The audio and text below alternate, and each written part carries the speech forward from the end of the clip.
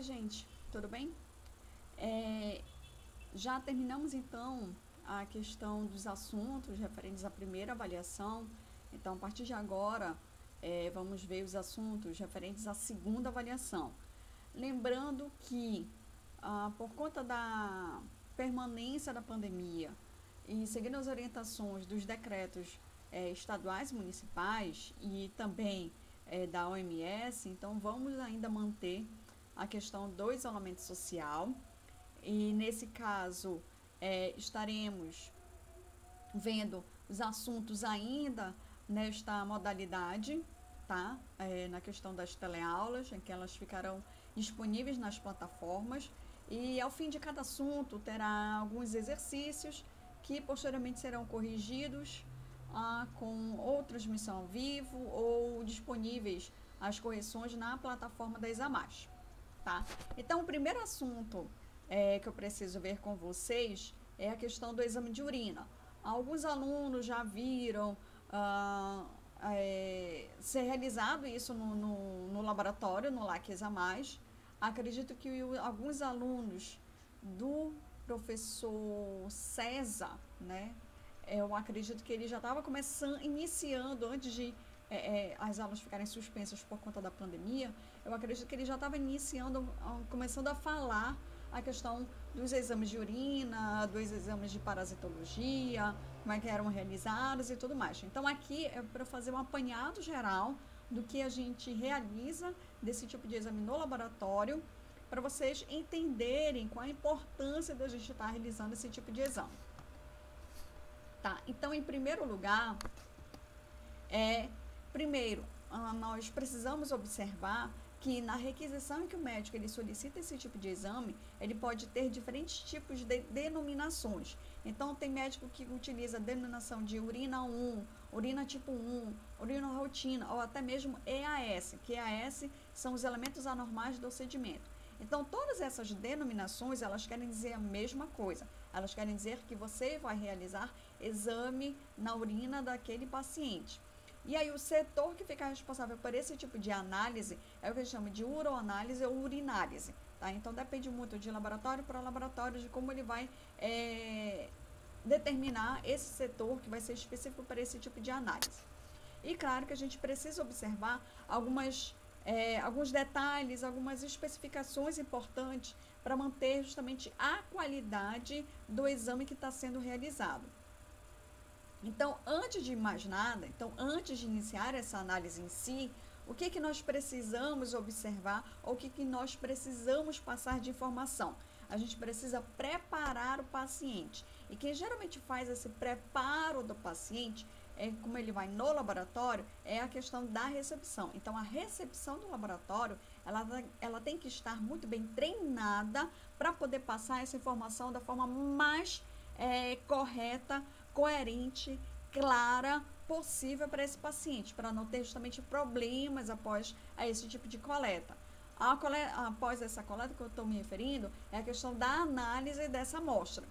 Então, a gente precisa passar várias instruções específicas para esse paciente, esclarecer esse paciente, para depois você perguntar, e aí, o senhor ou a senhora entendeu de como tem que ser realizado esse exame? Aí a pessoa vai dizer, sim, eu entendi. Não, eu não entendi. Para você poder explicar da forma mais clara possível, para que não ocorra problemas em que você precisa, por exemplo, solicitar uma nova amostra, porque a quantidade que foi enviada para o laboratório, ela vai ser insuficiente para fazer a análise. Ou o horário que você determinou para fazer aquela coleta, o paciente não fez, e aí você vai ter que solicitar uma nova coleta. Então, para evitar esse tipo de transtorno, essas informações, essas instruções, esse preparo, ele acaba sendo crucial para que a análise ela tenha uma boa qualidade. Então, a gente precisa primeiro esclarecer a questão dos tipos de amostra. O ideal mesmo para poder fazer essa análise da urina é aquela primeira urina da manhã, ou seja, a pessoa passou um período aí de jejum, dormindo, podemos dizer assim, por um período de 6 a 8 horas. Então, esse período aí que você tem uma concentração da urina, então essa primeira urina que a pessoa coleta, digamos, ela tem o costume de acordar às 6 horas da manhã. Então, esse horário de 6 horas da manhã é o horário da coleta da primeira urina da manhã. Então, é essa urina que o paciente precisa coletar e levar para o laboratório. Claro que tem vários outros detalhes para esta coleta. Mas eu tenho só esse tipo de urina? Não, eu tenho outros tipos de amostras em que eu posso utilizar para poder fazer a análise dessa amostra. Eu posso fazer uma amostra aleatória. A pessoa, no caso, ela precisa ficar de 2 ou até 3 horas sem poder urinar, para a gente poder ter um mínimo de concentração possível dessa urina, para a gente poder analisar de forma mais clara, ou para a gente poder encontrar alguma coisa interessante nessa urina. Então, essa amostra aleatória, ela vai ser muito utilizada quando a gente precisa analisar a amostra em que o paciente ele vai para o pronto atendimento, que é urgência emergência. Então, o médico ele solicita a urina e aí a gente precisa perguntar quando foi, a que horas a pessoa lembra a última vez que ela foi no banheiro. Ah, foi há 1 hora, 2 horas. Está com vontade de fazer xixi? Ah, ainda não. Ah, então beba água, espere um pouquinho, e aí quando der vontade, você vai no banheiro e faz a coleta dessa amostra. E claro, você tem que explicar para o paciente como é que ele vai ter que fazer a coleta. Vou falar sobre isso. Além desses 2 tipos, ainda pode ser a segunda urina da manhã. Assim, o paciente ele permanece em jejum, né? Só que aí ele despreza a primeira urina e aí ele faz uma coleta dessa segunda urina. Então, essa coleta dessa segunda urina da manhã é uma urina menos concentrada, mas a gente ainda pode verificar a presença de alguns elementos interessantes que a gente pode detectar nesse tipo de urina. Então, nós temos, ao final, esses 3 tipos de amostras em que podemos estar utilizando para poder identificar qualquer tipo de alteração nela, tá? Então, a mais utilizada acaba sendo mesmo a primeira urina da manhã, que é o que acontece nos laboratórios de análises clínicas de forma geral. E aí, a segunda parte em que a gente precisa falar sobre a questão das instruções, do preparo do paciente, é explicar, tanto para o homem quanto para a mulher, como é que eles devem fazer a coleta deste material. Então, é muito importante que vocês expliquem que é crucial que faça a limpeza das mãos, ou seja, lavar com água e sabão, e após isso, para os homens, fazer a limpeza do pênis, especialmente aí da glande, para poder retirar justamente essas questões de restos celulares, bactérias, que podem prejudicar essa análise. E aí, depois de fazer toda essa asepsia do órgão, aí você vai dizer para o paciente que ele precisa enxugar, para a água não poder alterar qualquer coisa. A água, lembra, se tiver as células como leucócitos, principalmente hemácias, se entrar em contato com a água, então essas células vão romper e aí a gente não vai conseguir detectar a presença desse tipo de células. Então é importante fazer enxugar o órgão, no caso a genitália, para depois fazer a coleta. E como é que você vai fazer essa coleta? Primeiro, você vai explicar o seguinte: olha, paciente, você, no caso homem, né, você vai desprezar o jato inicial dessa urina e aí você vai coletar a partir que a gente chama de jato médio. Então você vai jogar um pouquinho do xixi fora, você segura e aí você pega o frasco e você faz a coleta. Não precisa encher até a boca, mas também não pode ser só 2 dedinhos, por exemplo. Tem que ser uma quantidade suficiente, né? Então você tem que encher o máximo aquele frasco, tampar muito bem e levar para o laboratório. Então, essa é a ideia que a gente precisa passar de como se deve fazer a coleta desse material. Tá? Então, o frasco, ele também tem que ser um frasco adequado. Então, a mesma ideia que a gente tem que passar para o homem, a gente também precisa passar para a mulher. Então, a mesma coisa, para fazer a coleta, antes precisa fazer a higienização das mãos com água e sabão, fazer a higienização da genitália. E observe aí, na genitália das mulheres, então elas precisam expor, no caso aí, deixar de fora, no contato, nesse tipo de coleta, os pequenos e os grandes lábios, para que não ocorra um máximo de contaminação. Bom, aí eu falo o seguinte, mas por que nós precisamos dizer para os pacientes que eles precisam desprezar aquele jato inicial? Lembre-se, já que nós estamos aí no período de jejum de 6, 8 horas, sem fazer nenhum tipo de micção, então esse início desse jato, esse jato inicial, ele serve justamente para fazer uma pequena lavagem do canal da uretra. Então, esse período aí de 6, 8 horas é o período em que pode estar acontecendo, ou até mesmo mantendo no canal da uretra, um excesso de células de descamação, que é normal, vão sendo descamadas essas células do canal da uretra, e também se tiver bactérias, fungos, então eles acabam saindo essa quantidade em excesso logo nesse jato inicial. Então, o jato médio é o que a gente ainda consegue detectar realmente do que está presente lá na bexiga do paciente. Então, o jato inicial, ele serve justamente porque eu digo assim, vamos fazer uma lavagem da uretra. Então, esse jato inicial, ele serve para fazer essa lavagem da uretra. E aí, a partir do jato médio, é que a gente realmente vai estar observando como é que está a concentração da urina lá na bexiga do paciente. Então, por isso que a gente precisa passar essas informações. A questão de como deve ocorrer essa coleta dessa amostra. Só que aí eu falei para vocês assim, olha, para homem acaba o quê? Fazendo a exposição da glande, né? Faz esse desprezo, essa retirada desse jato inicial para poder fazer a coleta do jato médio. Das mulheres, segue a mesma linha. Só que aí a gente precisa lembrar o seguinte, um pequeno detalhe, uma diferença entre a coleta de homens e para a coleta de mulheres. Na coleta das mulheres, o que nós temos? Nós temos acima, lembrando da anatomia, nós temos acima aqui o canal da uretra, né? E logo abaixo nós temos o que? O canal vaginal.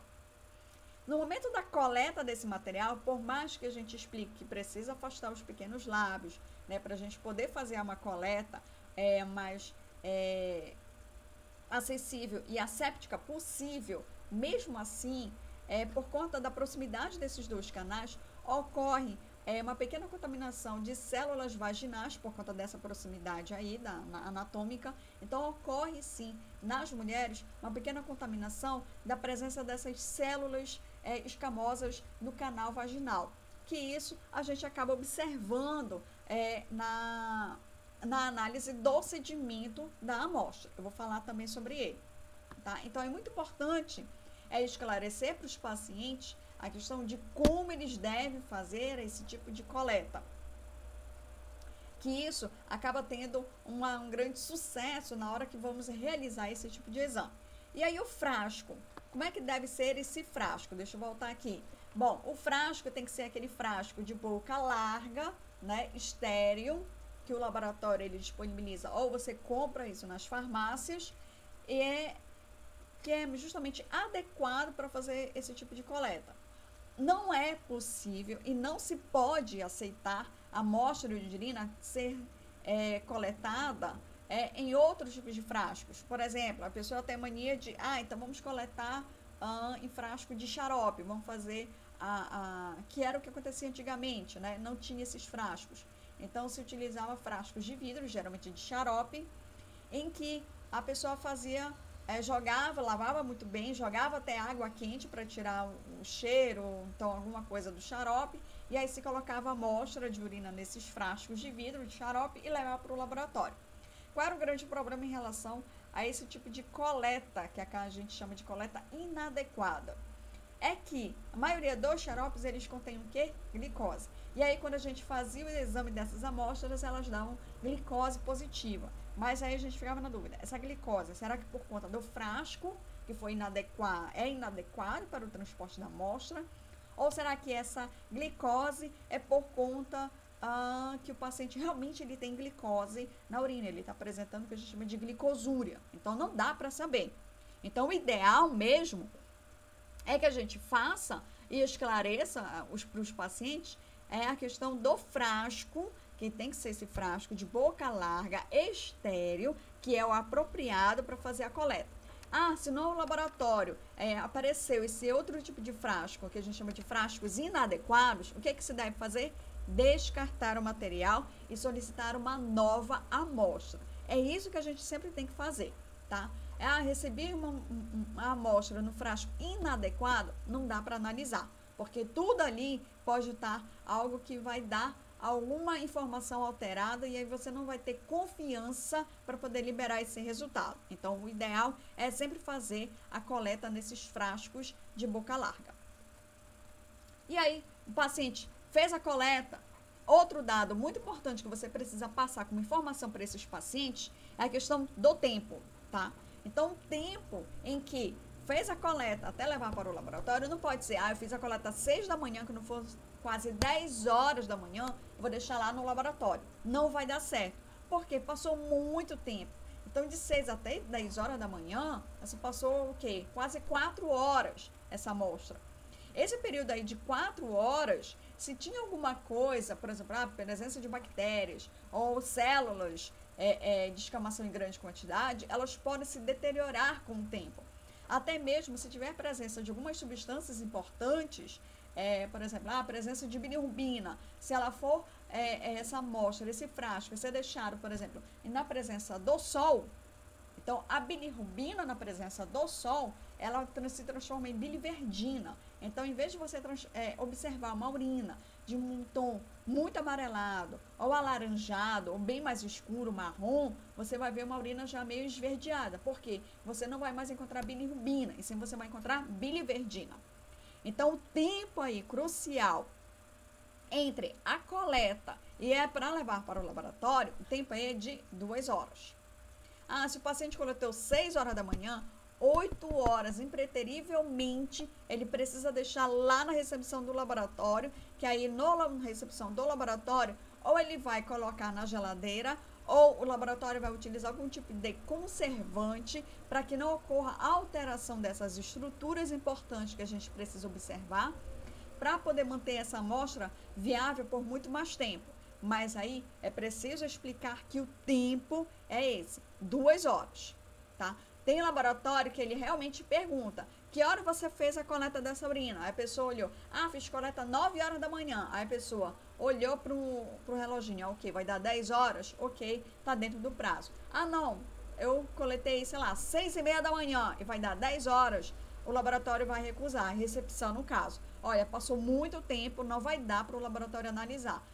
Você tem que respeitar o tempo aí de 2 horas, tá? Eu sei que tem laboratório que ele faz esse tipo de análise e recusa do material por conta do tempo, tá? O tempo ele é muito importante também. Então, toda essa questão do preparo, da instrução do paciente em relação à forma como vai ser coletada essa urina, ela acaba tendo uma grande possibilidade de você ter uma boa qualidade da análise e você encontrar alguma coisa interessante que você possa estar analisando nessa urina. Então, quando a gente recebe a urina lá para o setor específico para análise, então a gente pode dividir essa análise em 3 fases, tá? Uma análise, essa divisão aí, ela é uma divisão didática, tá?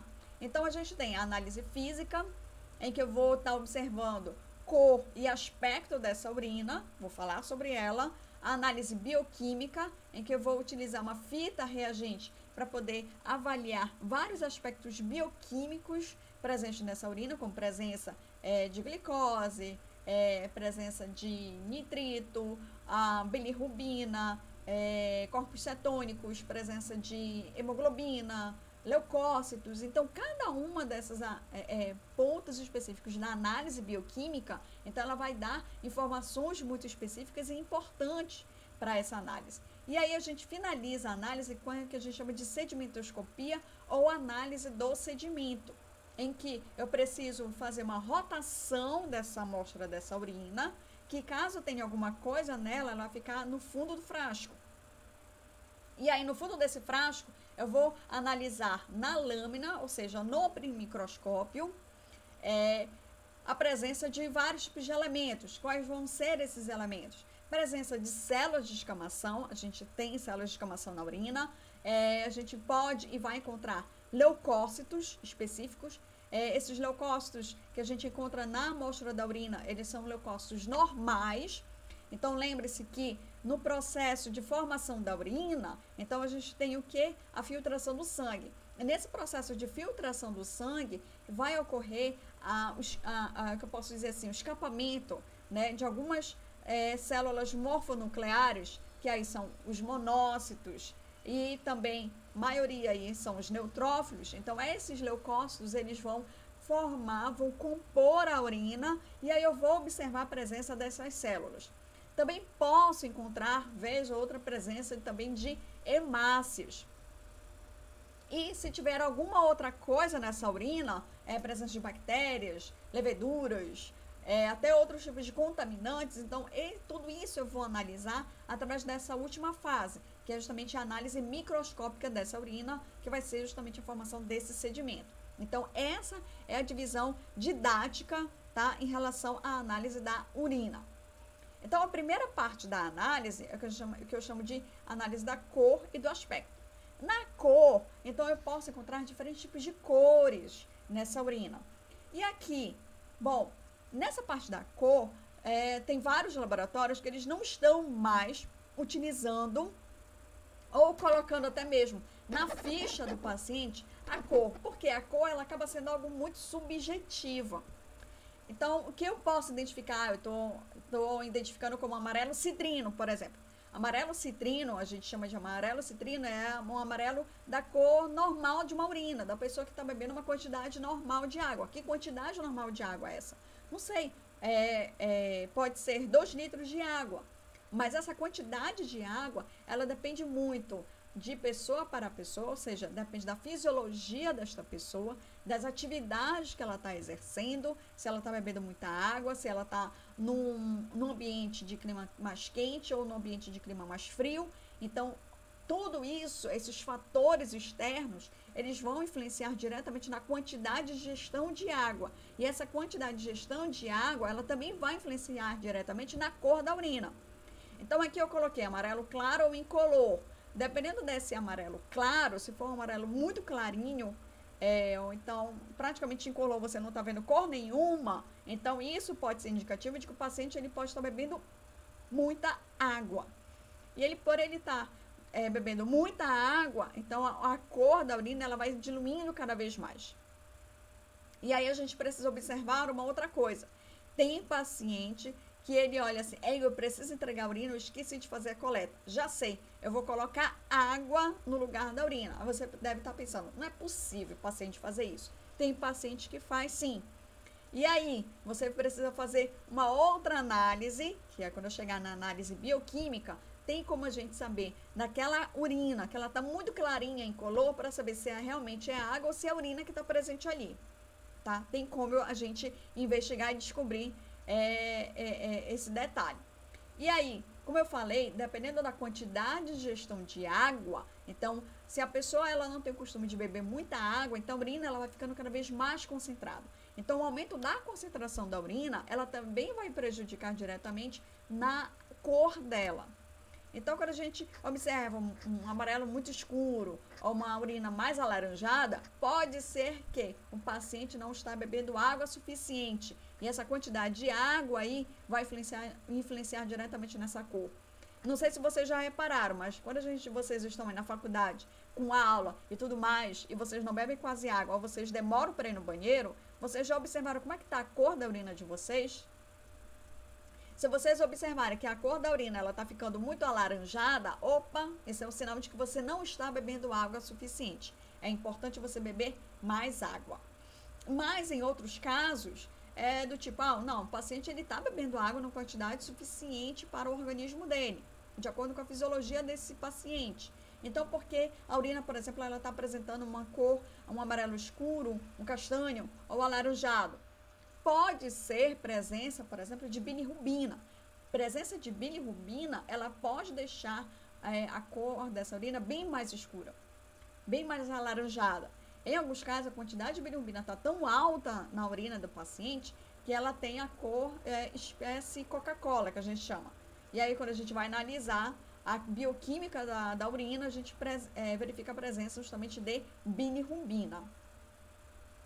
Ou seja, o que eu quero dizer que a cor da urina, ela acaba sendo, não é um dado específico, não é um dado que precisa constar no, no relatório de trabalho, mas ela acaba sendo uma informação importante para a gente poder iniciar a nossa investigação. Ah, eu peguei uma urina que ela está meio rosada. Meio rosada, então significa que ali vou encontrar então alguma quantidade X de hemoglobina. Pode ser presença de sangue. E aí eu preciso verificar posteriormente se aquela cor que eu estou analisando, ela vai me indicar a presença de sangue. Aí eu coloquei aqui marrom escuro ou enegrecida. Tem alguns tipos de erros inatos do metabolismo que eles podem deixar a urina mais negra, mais escura, tá? Bem mais escura, tendendo já para um negro mesmo.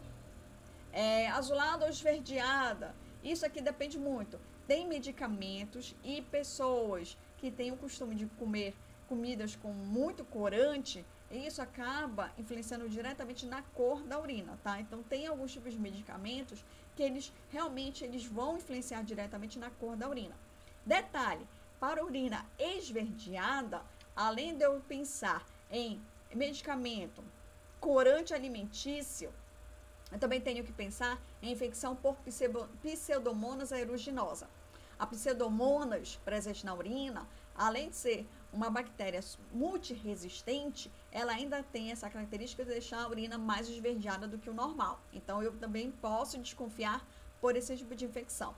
E aí eu termino aqui nesse slide colocando sobre uma urina de cor esbranquiçada ou leitosa. Nossa, como assim?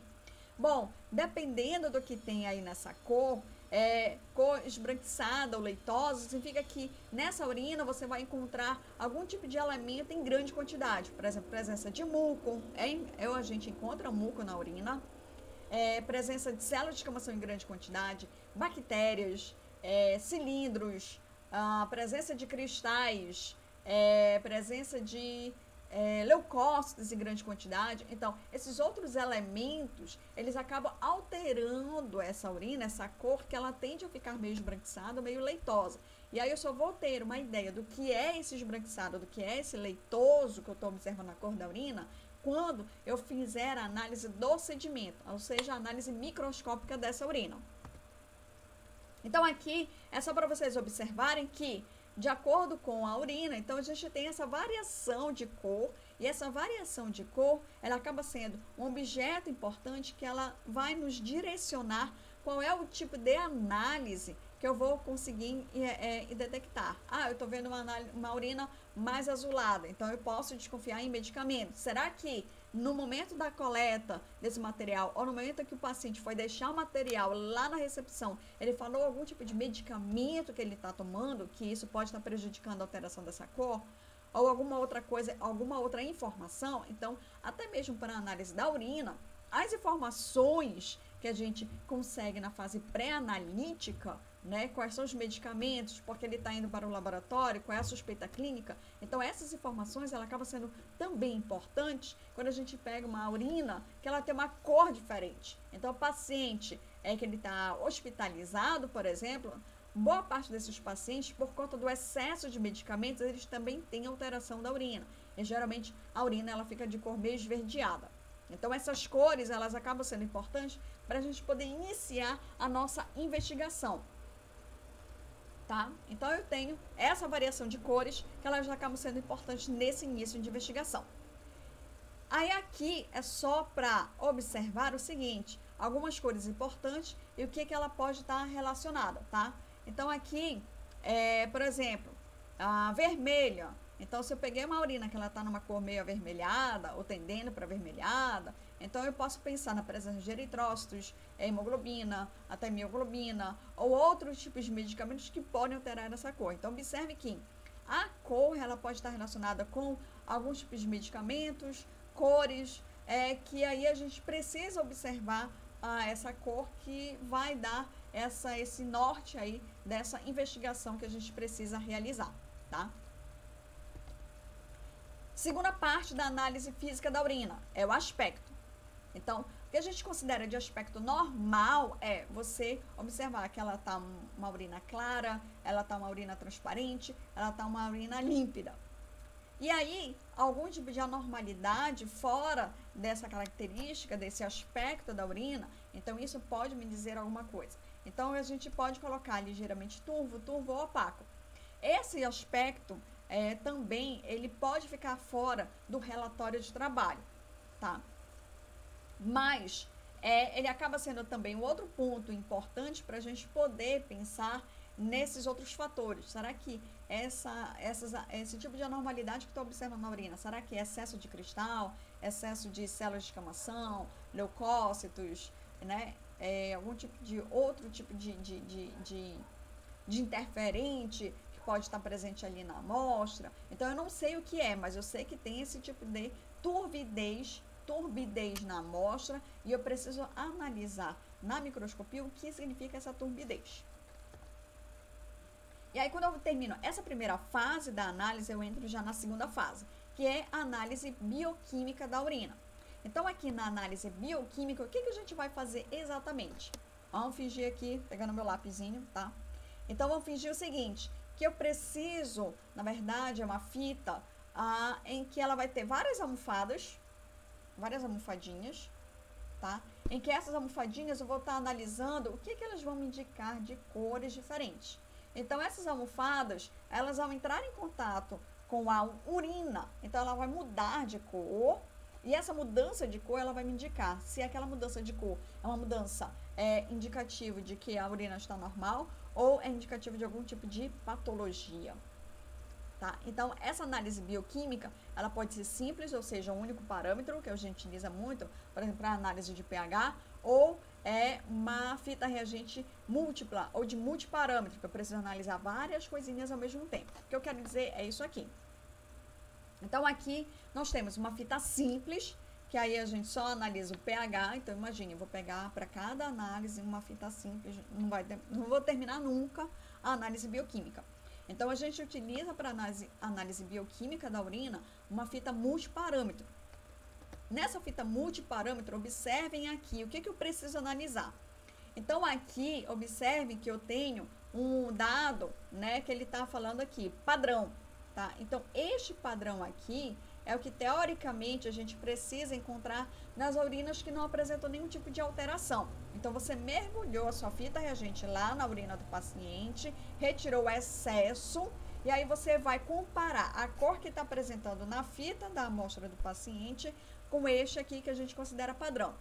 E aí você vai fazendo a análise de item por item para poder ver se houve alteração de cor. Ah, houve alteração de cor? Então, bora analisar em que ponto aqui dessa alteração de cor a gente vai precisar observar posteriormente. Então, aqui nós podemos analisar presença de leucócitos. Presença de leucócitos na urina significa, na maioria dos casos, presença de infecção urinária.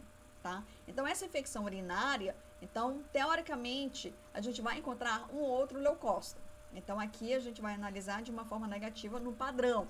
Mas, se o paciente ele tem uma quantidade mais elevada, uma quantidade elevada de leucócitos, a gente vai poder caracterizar essa quantidade que a fita ela está me mostrando. Então, aqui eu vou desde traços até mais ou menos 3 cruzes da presença desses leucócitos. Tá? Então, isso eu preciso colocar lá na minha folha de trabalho, no meu relatório, olha, leucócitos deu traços. Eu coloco lá, escrevo traços, tá? Outro ponto, presença de nitrito. Na urina, a gente tem, na verdade, nitrato. Se eu estou observando que aqui deu nitrito positivo, observe aqui essas duas cores. Então, se aqui tem nitrito positivo, é porque tem bactérias em que elas estão transformando nitrato em nitrito.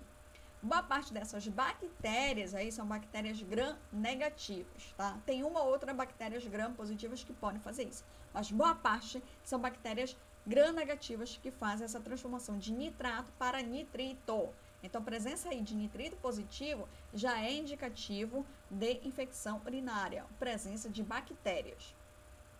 Lembrando a vocês que infecção urinária, ela não só acontece por bactérias gram-negativas, que é a grande maioria, mas eu também observo infecções urinárias por bactérias gram-positivas.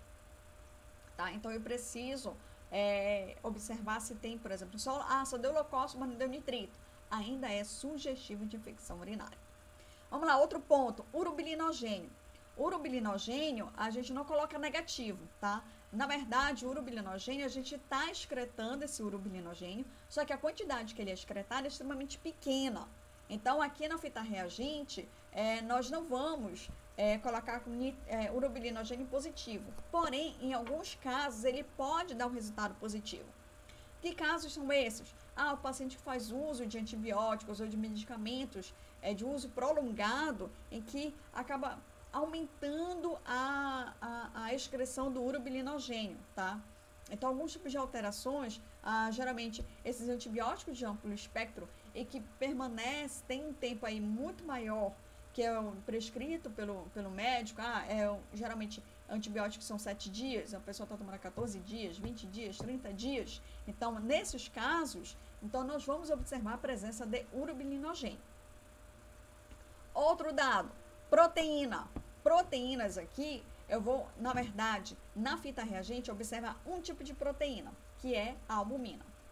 Então, na urina, a gente pode detectar presenças de proteínas de alto peso molecular e de baixo peso molecular. A albumina é uma proteína de alto peso molecular. O que a gente precisa observar na questão da albumina? Bom, primeiro, a gente precisa relembrar o seguinte, que para poder fazer a análise da urina, a gente precisa relembrar que o rim, ele faz um processo de seleção dos íons, dos materiais, né, que precisam ser reabsorvidos e que precisam ser excretados. Então, a albumina, ela é uma proteína de alto peso molecular. Então, observe que você está observando uma malha, que é o seu rim, e a urina, a albumina, é algo pesado. Então, se aqui eu tenho uma perda da disfunção renal, uma perda da função renal, então aqui a albumina, ela começa a forçar essa malha. Essa malha, ela começa a abrir e a albumina, ela começa o quê? A atravessar esta malha. Essa é a ideia. Então, se a gente consegue observar a presença de albumina, que é proteínas, na urina do paciente, então significa que o paciente está iniciando algum tipo de disfunção renal. Então, esse rim do paciente, ela não está conseguindo fazer o processo de seleção. Isso aqui dá para aproveitar, então volta para a circulação sanguínea. Isso aqui não dá para aproveitar, então isso aqui precisa ser excretado. Então, é como o rim ele estivesse perdendo essa capacidade de processo de seleção, seletividade desse material. Claro que a gente não vai ter só proteínas de alto peso molecular, que o principal aí é a albumina. Mas na fita reagente, é só isso que ela consegue detectar, a presença de albumina. Eu também preciso observar se, na requisição do paciente, eu vou falar nisso numa outra aula, a questão de proteínas de baixo peso molecular. Nessas proteínas de baixo peso molecular, então elas passam tranquilamente através desse processo aí de seleção do rim, mas essas proteínas de baixo peso molecular, se elas tiverem grande quantidade, elas também podem provocar um processo de disfunção renal. Então, aqui na fita reagente, só observa o quê? A albumina. Somente isso. Os outros tipos de proteínas, essa fita reagente, ela não consegue detectar. E aí eu preciso fazer outras análises se tiver na requisição do paciente. pH não vou falar ainda, vou falar dele daqui a pouco. Sangue. Bom, sangue é um dado importantíssimo para a gente poder analisar. Por quê? Se eu estou vendo sangue, e se a fita reagente ela está dizendo que há presença de sangue na amostra do paciente, esse sangue ele pode ser proveniente do canal da uretra, pode ser proveniente lá da bexiga, ou ele pode ser proveniente de uma via mais ascendente, que é lá do rim. E aí eu preciso analisar por que o paciente está apresentando sangue nessa amostra. E a mesma coisa, o sangue eu posso colocar traços e quantificar de 1 até, se não me engano, 4 cruzes. Tá? Então eu preciso aí quantificar essa quantidade de sangue e analisar. Aqui eu coloquei essa que fala sobre o ácido ascórbico, tá? Que é a vitamina C. Qual é o problema? Na verdade, não é bem um problema. É um problema e não é bem um problema. As pessoas, elas têm o costume de tomar muito efervescente à base de vitamina C. O problema disso, isso é ótimo, mas o problema é que para a análise da urina, a vitamina C, ela acaba alterando muito a análise da cor da fita reagente. tá? E isso dificulta muito a análise dessa cor. Então, hoje, eu já tenho vários fabricantes que eles já estão colocando mais uma almofadinha para a gente poder detectar a presença ou não de vitamina C. Porque aí eu retiro essa presença da vitamina C, ela acaba sendo um pouco absorvida por essa almofada e ela não vai alterar a cor dessas outras almofadinhas aí. Então, aqui a presença do ácido ascórbico é só para poder informar se o paciente está fazendo uso de vitamina C naquele momento ou não. Isso é uma vitamina C de uso prolongado, tá? Depois disso, nós temos corpos cetônicos. Bom, os corpos cetônicos, a principal aí eu tenho a acetona como um de seus constituintes. Então, aqui nos corpos cetônicos, o que a gente precisa observar ou se a gente precisa detectar a presença desses corpos cetônicos? No caso aqui dos corpos cetônicos, eles são materiais voláteis e aí não dá para esperar muito tempo para poder analisar. Por isso que aí é importante a questão do preparo do paciente na entrega da amostra até 2 horas após a coleta. Na verdade, para poder analisar os corpos cetônicos, o ideal seria até 30 minutos após a coleta. Então, a presença de corpos cetônicos pode ser por um problema em relação à alimentação do paciente.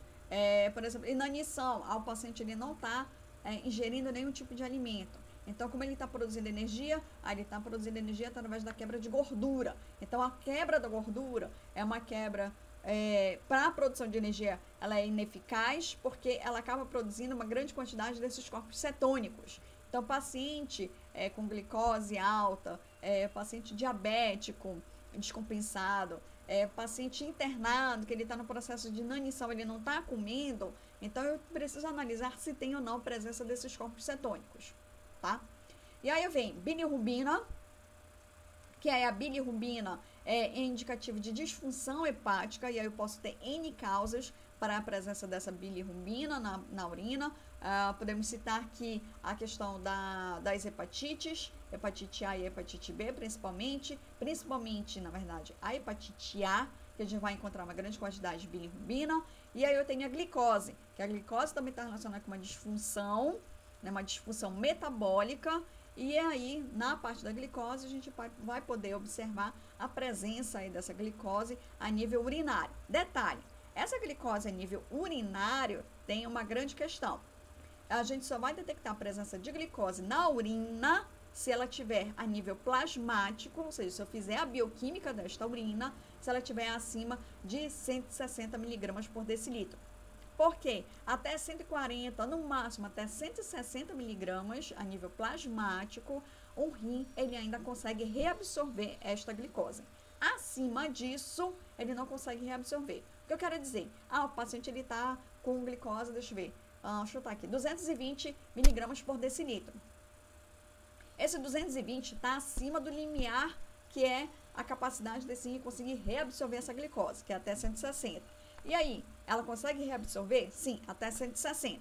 E esse excedente aí, que é em torno de 40 miligramas por decilitro, esse excedente, ele acaba sendo excretado através da urina. Então, para pacientes que estão com uma glicose, ou eles são diabéticos, mas a glicose deles varia, está entre 120 e 140, por exemplo, não adianta eu querer observar na urina do paciente, que eu não vou conseguir encontrar a presença de glicose. Mas o paciente está com uma glicose de 220, 240, 300, 400. Já peguei paciente com glicose de 600 a nível plasmático. E aí, quando a gente foi analisar o exame da urina dele, quando mergulhou lá na glicose, ficou um marrom super escuro, indicando aí que já tinha ultrapassado as 4 cruzes tranquilamente. Que era justamente indicativo do quê? Olha, o paciente está excretando muita glicose através da urina, ou seja, ele está tendo uma glicosúria alta, tá? Então, aqui na análise bioquímica, então é tudo isso que a gente precisa analisar ao mesmo tempo, tá? E tem o tempo que eu preciso analisar. Você mergulhou, você não fica lá, mergulha e deixa, 500 anos. Não, mergulhou rapidamente, retirou aquela fita reagente, tirou o excesso da urina, você faz logo a análise e faz essa comparação entre o padrão, que está mostrando aqui o padrão, e aí se tem algum tipo de alteração na cor, em uma desses aqui, e aí você coloca lá no seu relatório de trabalho o que você está vendo de alteração. Se é traço, uma cruz, 2 cruzes, 3 cruzes, ou até 4 cruzes, dependendo aí da fita reagente, dependendo do fabricante que você precisa fazer essa análise, tá certo? Então, isso aqui é a análise bioquímica da urina. Então, é tudo isso que a gente precisa analisar ao mesmo tempo. E aí, depois que eu fiz a análise física, análise bioquímica, então agora eu preciso fazer a análise do sedimento. Então, no setor da urina, então a gente vai utilizar tubos específicos, geralmente são tubos de plástico, a gente chama de tubo Falcon, de 15 ml, 10 ml é o volume, e aí você coloca lá, você homogeniza o potinho lá, né, o frasco da urina, você coloca, né, aquele frasco, a urina, no tubo, e você leva lá para a centrífuga para ela poder centrifugar por um tempo aí que determina de 3 minutos, 4, 5, 6 minutos abaixo da rotação. E aí terminou essa rotação, a centrifugação da amostra, você joga o excedente, o sobrenadante que sobra aqui, e aí você analisa o que está no fundo daquele tubo. Ao analisar o que está no fundo daquele tubo, você vai colocar isso numa lâmina e observar no microscópio quais são as alterações que você está vendo no microscópio, tá? Então, por isso que na sedimentoscopia, alguns chamam também de EAS, elementos anormais do sedimento. Então, nessa análise desse sedimento da amostra, a gente pode observar alguns tipos de distúrbios metabólicos, aí como diabetes, hepatites, ou distúrbios renais, né? Infecções do trato urinário, cistite, pielonefrite. Então, são esses distúrbios, esses processos patológicos que a gente precisa observar.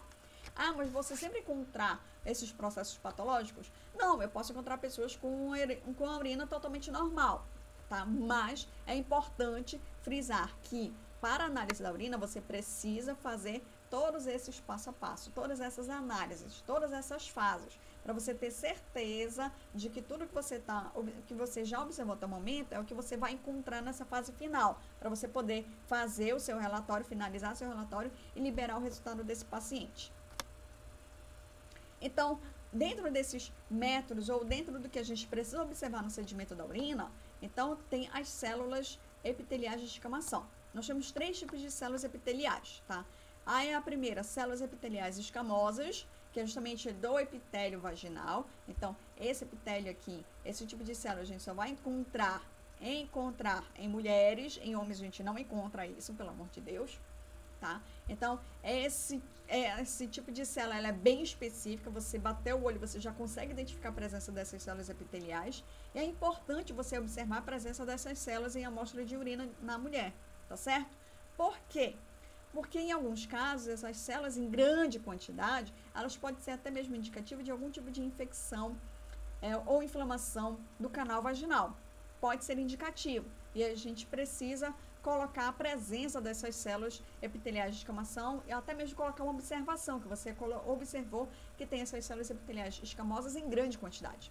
Aliás, a partir da sedimentoscopia, especialmente para as células epiteliais, que na análise a gente não separa, a gente acaba juntando tudo quanto é tipo que a gente observa de células epiteliais, a gente coloca três, como eu posso dizer, 3 denominações, tá?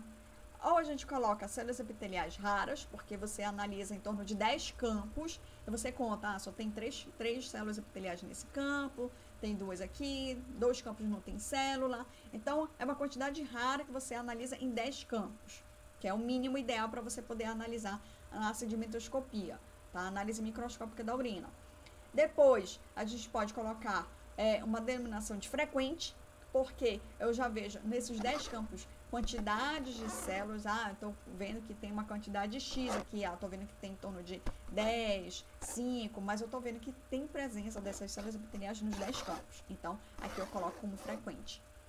E eu tenho células epiteliais abundantes. Abundantes porque você colocou naquele campo, você vê que está tomado de células. E você observa nos 10 campos que elas estão do mesmo jeito, né? Que a amostra está abundante, cheia, extrapolando de células epiteliais. E aí você coloca lá abundante. Bom, essa denominação, ou melhor, esta classificação em raras, frequentes e abundantes, isso depende muito de laboratório para laboratório.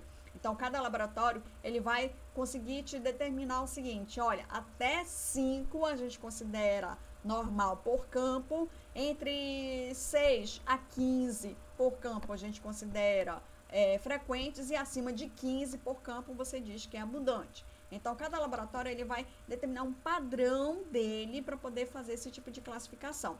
Mas é importante a gente analisar a presença dessas células epiteliais. Então, além das células epiteliais escamosas, que a gente só observa no epitélio, que são células do epitélio vaginal, a gente ainda vai encontrar células epiteliais transicionais e tubulares renais.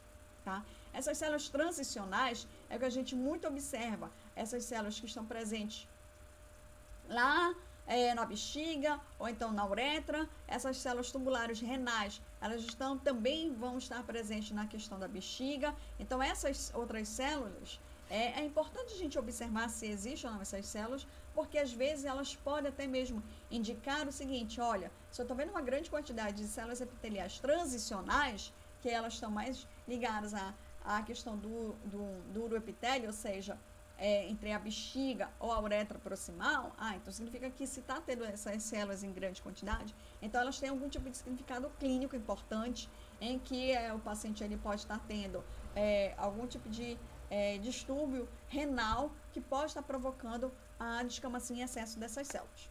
Em relação à morfologia, aqui, né, essas células epiteliais escamosas, então observe que são células de tamanho, a gente considera de tamanho relativamente grande, tá? Elas são células mais achatadas, o núcleo acaba sendo bem pequenininho dessas células, mas elas têm uma morfologia muito característica que a gente observa dessa forma quando a gente olha na amostra da urina de pacientes, mulheres.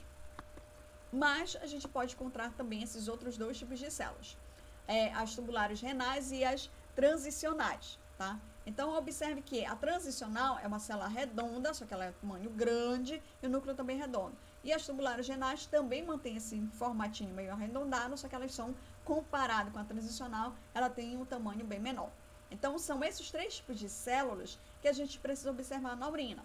Lembrando que este tipo de célula escamosa que a gente encontra na urina coletada de mulheres, e aqui a gente pode também encontrar na urina de mulheres, mas em homens são essas morfologias dessas células que nós vamos encontrar. Então, é isso que a gente precisa observar e colocar lá a presença dessas células, tá? Continuando aqui em relação à sedimentoscopia, então, além dessas células epiteliais que a gente precisa observar, eu também preciso verificar se tem hemácias e se tem leucócitos nessas células, nessa amostra, tá? Então, hemácias aqui, se deu, por exemplo, lá na fita reagente, deu traços de hemácias de sangue, então eu posso encontrar uma outra célula, uma hemácia aqui presente. A hemácia, nessa figurinha, ela é bem mais refringente, é essa pequenininha aqui, tá? É o que a gente observa, presença aqui, ó, de hemácia. Então, lá na fita reagente, se a hemácia, a presença de sangue, deu lá 2 cruzes, 3 cruzes, então significa que o aumento da quantidade de cruzes, então eu preciso verificar também a presença dessas hemácias na urina desse paciente. Pode ser hemácias dismórficas, ou seja, que não apresentam uma morfologia específica, mas ela tem justamente esse formatinho aqui, a maioria, redonda e uniforme, ela é mais refringente, que a gente consegue observar na amostra do paciente. Detalhe, se eu não encontrar hemácias íntegras na amostra, ou seja, no sedimento do paciente, então significa que por algum motivo elas se romperam durante esse processo, e aí eu posso encontrar na análise da fita reagente a presença não da hemácia íntegra em si, mas sim a presença da hemoglobina, ou até mesmo mioglobina. Digamos, deu lá sangue positiva, 2 cruzes, aí você vai analisar no sedimento e você não encontra na amostra desse paciente nenhuma hemácia. Você roda, peraí, vou olhar o campo todo, toda a parte da lamínula para poder observar se eu tenho ou não hemácia. E aí você chegou à conclusão, não encontrei nenhuma hemácia. Então, pode ser uma possibilidade você encontrar ou hemoglobina ou mioglobina? Pode ser uma possibilidade. E aí, você vai tirar dúvida na cor da urina. Se for presença de mioglobina, a mioglobina ela deixa um tom meio avermelhado, só que ela fica mais enegrecida, escurecida. E se for presença de hemoglobina, ela fica com uma cor avermelhada um pouco mais viva, um rosa. Então, a cor ela acaba sendo um diferencial na sua investigação da presença dessas hemácias. Tá? Então, presença de hemácias aqui, eu preciso confirmar o que deu na fita reagente para poder observar aqui na última fase, que é a análise do sedimento. Além das hemácias, eu preciso também analisar a quantidade de leucócitos. Se vocês observarem, leucócitos aqui, observe que leucócitos ela tem um tamanho bem maior em relação a essas hemácias. Observe aqui, olha, leucócito, aqui são células de descamação. Então, esses leucócitos, a gente sempre diz assim, como elas são bem maiores que as hemácias, quando a gente observa esses leucócitos no microscópio, a gente observa assim, mexendo no micrômetro, a gente observa que é como se fosse, ele estivesse brilhando, que na verdade é a presença desses vários lóbulos, no caso aí a presença ou de neutrófilos, ou até mesmo de monócitos também apresentando também alguns lóbulos, interessante isso na amostra da urina.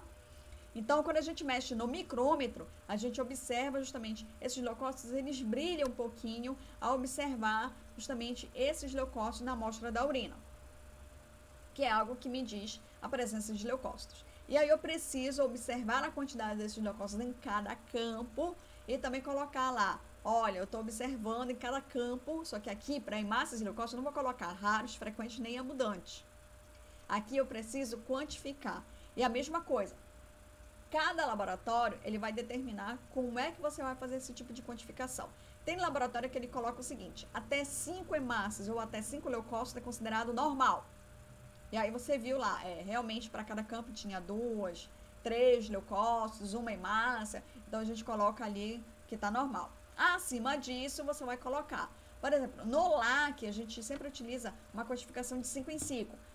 Eu contei de 10 a 15. Ok, então você coloca lá que você viu de 10 a 15 leucócitos. De 20 a 25, de 30 a 35.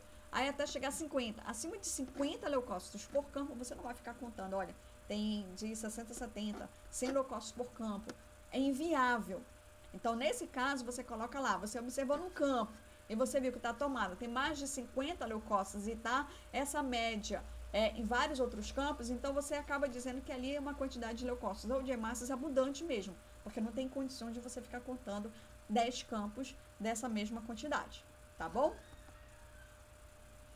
Além dessa parte da sedimentoscopia que é importante, presença de células de escamação, leucócitos e hemácias, eu também preciso observar a presença de outras coisas.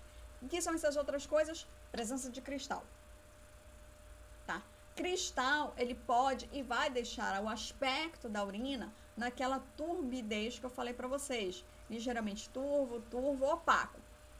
Assim como excesso de células de escamação, assim como excesso de leucócitos. Então, esses outros alterações, esses outros elementos presentes no sedimento, eu também preciso observar.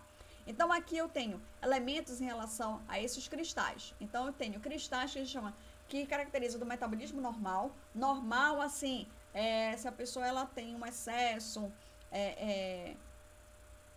uma alimentação, por exemplo, rica em proteínas, ela pode formar cristais. Ou se o paciente não está ingerindo uma quantidade de água suficiente para fazer diluição da urina, também pode ocorrer a formação desses cristais. Então, esses cristais considerados de metabolismo normal, então a gente precisa, eu não preciso colocar isso lá no exame do paciente? Preciso colocar tudo que eu estou observando na urina do paciente. Se eu estou observando a presença desses cristais, eu preciso colocar lá na observação que há a presença de cristais, por exemplo, de oxalato de cálcio, que a gente mais encontra nos pacientes. Ou biurato de amônio, que é muito comum da gente encontrar em pacientes que estão hospitalizados. Além desses cristais que a gente considera do metabolismo normal, tem os cristais patológicos, que aí eles vão indicar que tem alguma coisa de errado no paciente. Por exemplo, o paciente que ele tem um excesso de bilirrubina, a bilirrubina ela pode cristalizar e formar cristal. Também posso encontrar cristais de sulfa, que são os medicamentos à base de sulfa, cristais de contraste, ou seja, o paciente que ele fez exames de tomografia, então que ele precisou tomar algum tipo de contraste, ressonância magnética, por exemplo. Então, para esses pacientes que fizeram esses exames de diagnóstico por imagem, não é aconselhável no dia posterior, ele fez hoje, ele vai fazer a coleta urina amanhã. Não é aconselhável, porque ele vai estar eliminando justamente esse contraste na urina. Então, aí, quando a gente faz a coleta, faz a análise desse material, a gente vai ver a formação desses cristais de contraste. Então, não é ideal, não é o indicado. Então, o ideal é que o paciente que ele fez esses exames, tomografia, ressonância, ele faça a coleta da urina pelo menos 2 ou 3 dias após esse exame, porque aí é o tempo que dá justamente para que o organismo possa eliminar justamente esse contraste. E aí cada um desses tipos de cristais patológicos, eles vão indicar coisas específicas que a gente precisa detectar a presença deles, tá? Então, aqui, só para a gente poder observar, de um lado, o cristal de oxalato de cálcio, dentro daqueles cristais que a gente considera do metabolismo normal, é o que a gente mais observa nos pacientes. E aí, eu tenho aqui ao lado, observe, nessa figurinha aqui em cima, bonitinho esse cristal, acho tão lindo ele, que é o fosfato triplo, ou que alguns chamam assim de tampa de caixão, tá? É um fosfato em que a presença dele é indicativo que o paciente está tendo algum tipo de problema, questão até mesmo de falta de ingestão de água. Então, aqui ele precisa aumentar, até mesmo para os dois aqui, aumentar a ingestão de água para que ocorra a diluição desse cristal e que ele faça essa diluição e ele consiga diminuir a presença, até mesmo sumir, eliminar totalmente a presença desse cristal, tá? Aqui nessa outra figurinha de baixo, além do fosfato triplo, vocês estão vendo essa poeirinha aqui, como se fosse uma sujeirinha na amostra? Pois é, essa sujeirinha na amostra, por incrível que pareça, isso também é um tipo de cristal, só que a gente chama de cristal amorfo. E aí a gente pode dizer cristal amorfo, que aí ele pode estar ligado ao pH da urina, que pode ser um pH ácido ou um pH básico, tá? E aí esse cristal amorfo, que é essa sujeirinha na amostra, ela também é indicativo que o paciente ele não está bebendo água numa quantidade suficiente. E aí, quando ele aumenta a ingestão de água, esse cristal amorfo ele consegue se diluir, tá bom? Então, esses cristais é o que a gente consegue e vai observar, tá? Aqui são outros cristais. Então, aqui eu coloquei um exemplo de cristal de bilirrubina e exemplo de cristal de cistina, tá? Pra gente poder observar a presença desses cristais. Então, qualquer cristal que eu observar na amostra do paciente, eu preciso colocar na observação que eu estou observando a presença desse tipo de cristal. Ainda na sedimentoscopia, cilindros, a gente também precisa observar a formação desses cilindros. Eu tenho condições fisiológicas que aumentam a presença desses cilindros e eu tenho outras condições patológicas. Bom, o que a gente precisa lembrar é o seguinte: para poder formar esses cilindros, a formação desses cilindros ele acaba sendo uma formação natural, fisiológica. Porque durante o processo de formação da urina, a gente tem uma glicoproteína, que é essa aqui, tan-Rochefal. Então, essa glicoproteína aqui, ela é sintetizada na alça ascendente de Henle e essa glicoproteína ela começa a se condensar, formando o que a gente chama de cilindro hialino. Só que aí eu preciso observar o quê? Além de eu colocar na objetiva de 10, para poder observar a formação desses cilindros, eu tenho que diferenciar de condições fisiológicas de condições patológicas. Fisiológicas é quando eu observo a presença desses cilindros, que chama de cilindro hialino, em grande quantidade.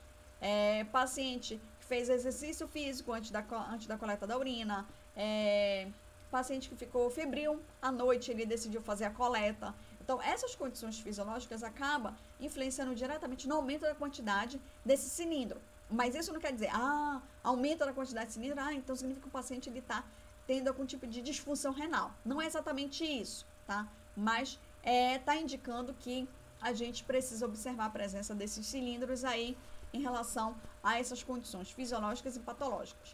O que eu quero dizer é o seguinte: o cilindro hialino ele é muito clarinho para a gente poder observar.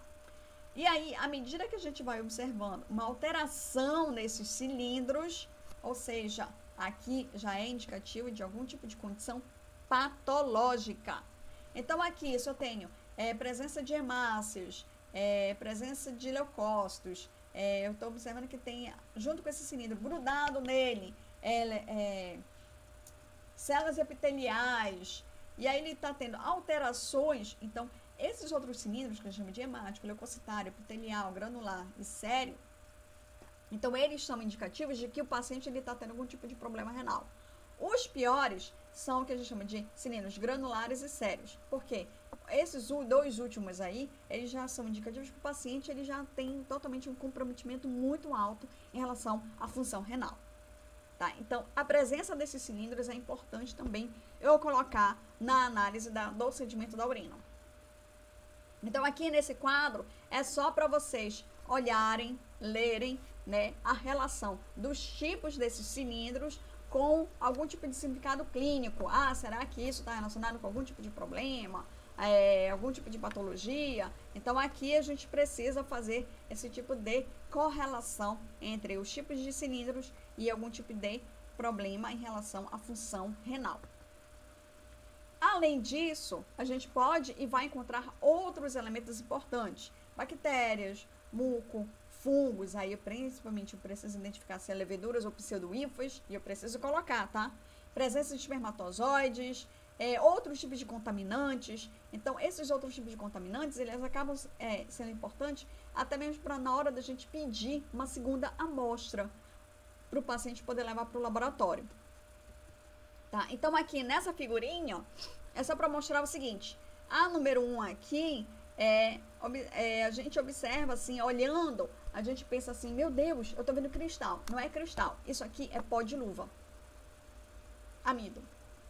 Então, o pó da luva, da forma como a gente está manuseando a amostra, eu tô pegando na lâmina, eu peguei na lamínula. Então, o fato de eu estar manuseando com a luva, a lâmina e a lamínula, pode ocorrer justamente esse tipo de contaminação. Tá? E aí eu posso pensar que é um cristal e não é cristal, é o pó da luva. Nessa figurinha 2 aqui, são fibras de tecido ou até mesmo fibras da fralda. Por exemplo, criança que usa fralda, que precisa fazer a coleta de urina, a gente precisa fazer o uso do saco coletor. Só que aí tem mãezinha que não quer fazer isso. Ah, eu não vou colocar o saco coletor, porque é algo complicado, irrita a pele da criança e tudo mais. E aí o que ela observa, que ela pensa, a mãe, bom, já que a fralda tem urina, então o que eu vou fazer? Eu vou espremer a fraldinha e vou colocar, né, no copo coletor e levar para o laboratório. E aí o que a gente observa é justamente a presença dessas fibras, desses tecidos aqui. Pode ser fibra de tecido, pode ser fibra de papel. Digamos, a mulher, homem até mesmo, fez asepsia e aí ele enxugou assim, de forma muito rápida com papel, e papel grudou, e na hora que foi fazer a coleta foi fibra de papel no meio. Então é isso que a gente observa. Nessa figurinha 3, presença de muco, tá? O muco aqui é como se você observasse algo no fundo da lâmina, algo que prejudica um pouco a análise. Mas o muco, ele não é indicativo assim, o paciente está tendo algum tipo de patologia, alguma coisa nesse sentido. Não, nada disso. É que a gente mesmo observa, algo que está por trás, prejudicando um pouco mais a análise, tá? Mas só isso. E aqui, no 4, um contaminante, ovo de enteróbios vermiculares. Pode acontecer? Pode. Então se eu estou visualizando a presença desse ovo, então é porque é um contaminante importante, significa que o paciente precisa fazer não só o tratamento parasitológico, mas a quantidade aí de parasitemia, quantidade de vermes e de ovos, está uma quantidade tão absurda no paciente que ela está conseguindo passar justamente na hora da coleta, conseguir detectar a presença desses ovos. Então, além do ovo, observe que também nessa figura a gente observa presença de hemácias e de leucócitos. Então, no final, tudo que a gente observar no sedimento da urina, eu preciso colocar isso na observação no meu relatório de trabalho. Além das células de escamação, que eu preciso fazer aquela classificação, de hemácias e leucócitos, que eu preciso contar e também colocar uma classificação de acordo com o laboratório. Eu também preciso observar se tem esses outros tipos de contaminantes. se existe presença de bactérias, aí eu coloco lá, presença de bacteriúria. Ah, eu vi que tem leveduras, presenças de leveduras ou leveduriformes, pseudohifas. Então, qualquer tipo de observação no sedimento, é importante isso estar presente na observação ou no relatório de trabalho, porque isso vai auxiliar bastante na hora que o paciente precisa levar esse exame para o laboratório, tá? O exame de urina é um exame simples, barato e que eu consigo observar não só como é que está a função renal, mas eu consigo observar outras funções metabólicas. Então, eu consigo observar a questão da função hepática, eu consigo observar a questão da glicose. Então, eu consigo analisar tudo isso junto no simples exame de urina. Então, muitos acabam achando, mas um exame de urina não vai me dizer muita coisa.